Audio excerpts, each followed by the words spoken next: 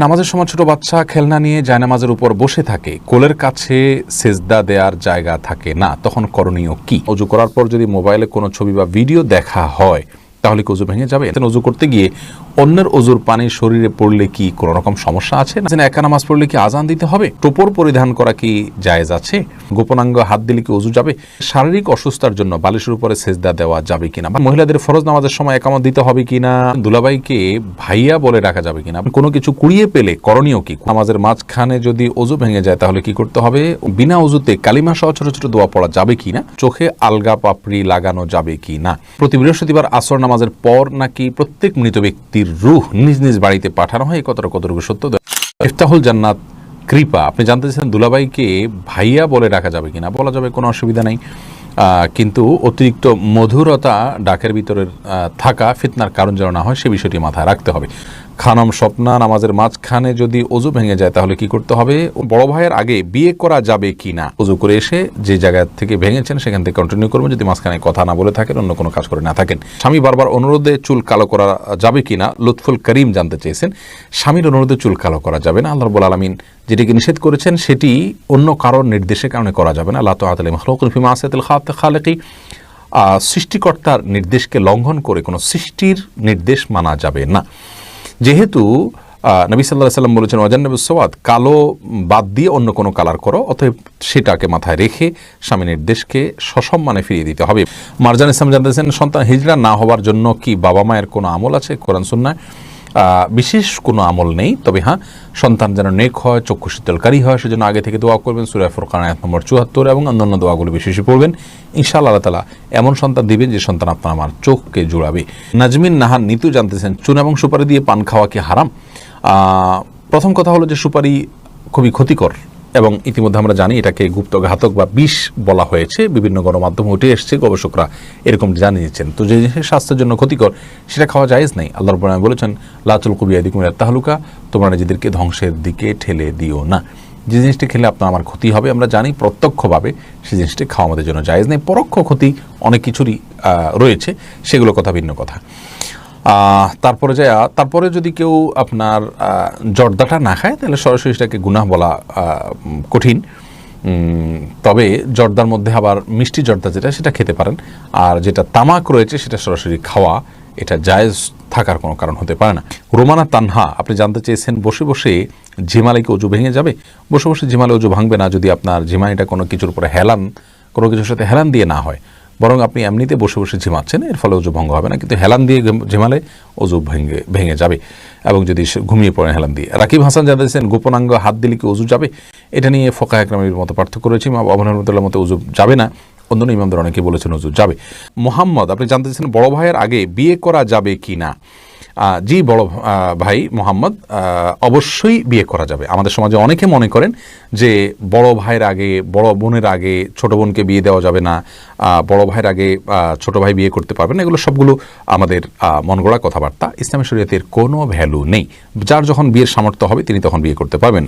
বিবস্ত্র হয়ে গোসল করা যাবে কি না? এমনি বিলাল মোল্লা জানতে চেয়েছেন। না ভাই, বিবস্ত্র হয়ে গোসল করা উচিত না। একজন মুসলিমের জন্য বিবস্ত্র হয়ে গোসল করা এটা নির্লজ্জতা। আর কেউ দেখুক আর না দেখুক, আল্লাহ রাব্বুল আলামিন তাকে দেখছেন। জাস্ট এই বিষয়টিকে মাথায় রেখে অন্তত তার বিবস্ত্র হয়ে গোসল করা থেকে বেঁচে থাকা উচিত।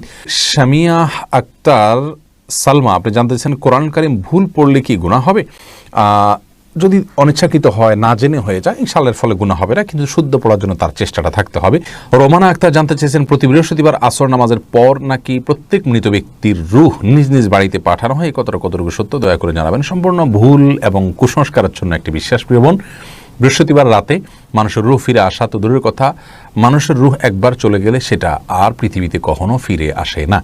এটা ভূতের রূপ ধারণ করে আসে, বৃহস্পতিবার রাতে আসে, এই ধরনের বিশ্বাসগুলো হিন্দুদের মধ্যে আছে। ইসলাম এরকম কোনো বিশ্বাসকে অনুমোদন করে না, যার কারণে এগুলো থেকে আমাদের দূরে থাকতে হবে।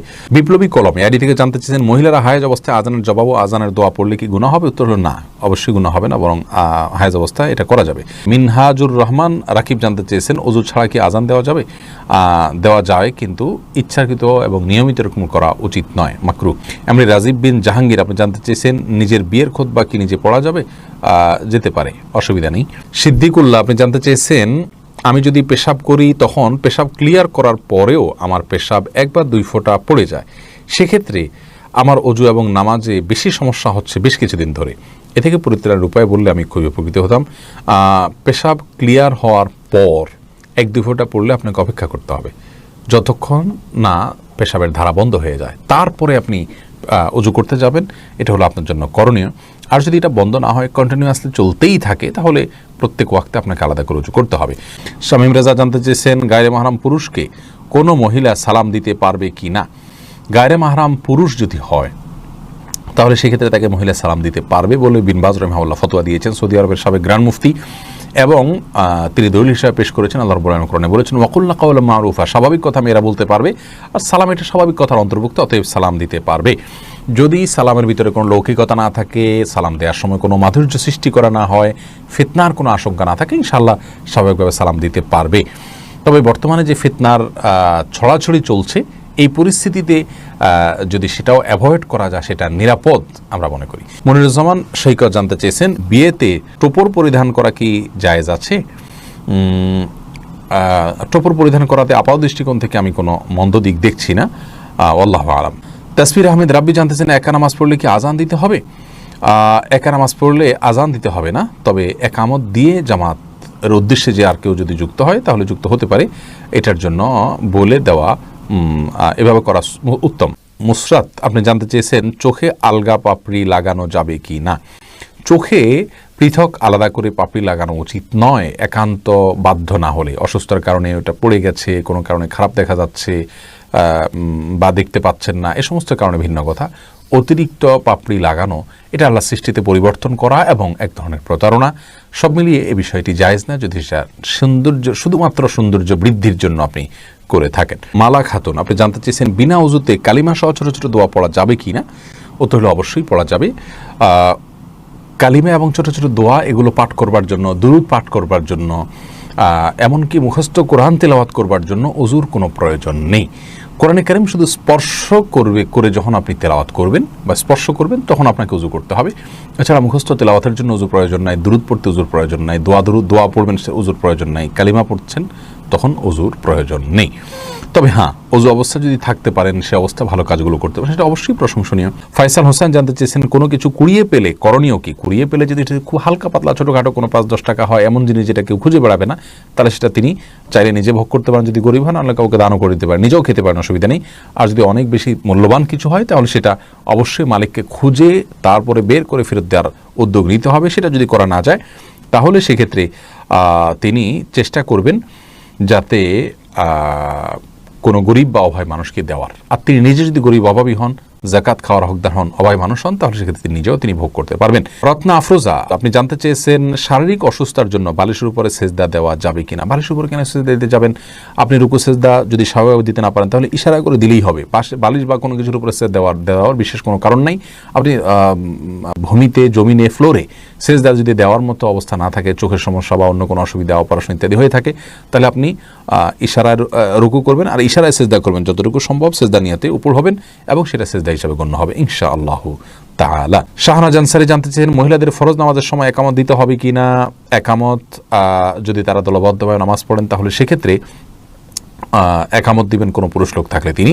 সুমাইয়া আফরিন জ্যোতি জানতে চেয়েছেন, অজু করার পর যদি মোবাইলে কোনো ছবি বা ভিডিও দেখা হয় তাহলে কি অজু ভেঙে যাবে? না, এর কারণে অজু ভাঙবে না, অজুর ভাঙার সাথে কোনো সম্পর্ক নেই। সাইফুর রহমান সাহেব জানতে চেয়েছেন, অজু করতে গিয়ে অন্যের অজুর পানি শরীরে পড়লে কি কোনো রকম সমস্যা আছে? না, কোনো অসুবিধা নেই, অজুর পানি নাপাক নয়।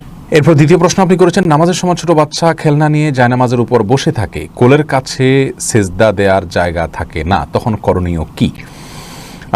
তখন করণীয় হলো আপনি সালাতরত অবস্থায় বাচ্চাকে ধরে আস্তে করে ডানে বামে কোথাও সরিয়ে দিয়ে আপনি সেজদার জায়গা করে নেবেন, যাতে আমলে কাসির না হয়। অর্থাৎ এত বেশি নড়াচড়া করলেন যে আপনি নামাজে আছেন কিনা কেউ দেখে সন্দেহের মধ্যে পড়ে যায়, এতটুকু যেন না হয়।